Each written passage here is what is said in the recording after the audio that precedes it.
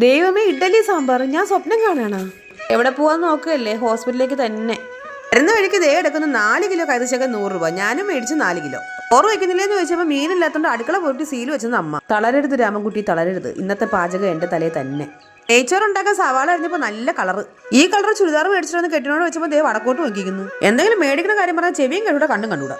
കുനുകുന അരിഞ്ഞ സവാള നന്നായിട്ട് നെയ്യിൽ വറുത്തെടുക്കുക. അണ്ടിപ്പരിപ്പ് മുന്തിരി വറുത്തെടുക്കുക. ദൈവം, ഈ വെട്ടിയരി ഇട്ടേക്കുന്ന എല്ലാം കറുവപ്പട്ട തന്നെയാണോ? വല്ല തെങ്ങും പെട്ടായിരിക്കും അത്. ഓ, എന്തൊരു നാറ്റം.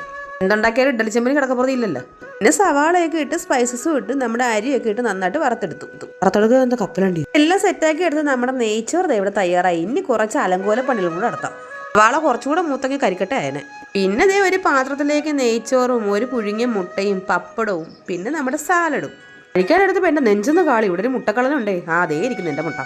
പിന്നെ ഒരു ഫോർമാലിറ്റിക്ക് വേണ്ടി പറയാം, ഇതിൽ ചിക്കൻ കറിയൊന്നും ഇല്ലെങ്കിലും ഭയങ്കര സൂപ്പറാണ്. ചിക്കനും കൂടെ ഉണ്ടെങ്കിൽ പൊളിച്ചേനെ. ചിക്കൻ ഇല്ലാത്ത വിഷം ഒരു പപ്പടം കടിച്ചങ്ങ് തീർക്കാം. അമ്മയ്ക്ക് കൊടുത്തപ്പോൾ അമ്മ പറയാ കോഴിയില്ലെന്ന്. ഞാൻ പറഞ്ഞു ദേ കോഴി ദേ നടുക്കിരിക്കുന്ന മുട്ട ഇട്ട് വെച്ചിട്ട് ഇപ്പം പറമ്പിലോട്ട് പോയതേ ഉള്ളൂ. അച്ഛൻ പറയാൻ വാങ്ങിച്ചുകൊണ്ടുവന്ന പൈനാപ്പിളിൽ നിന്ന് കുറച്ചെങ്കിലും ഇടായിരുന്നു. ശരിയാ, ഞാൻ മറന്നുപോയി. അപ്പം നമ്മുടെ ചാനൽ എല്ലാവരും സബ്സ്ക്രൈബ് ചെയ്യണേ.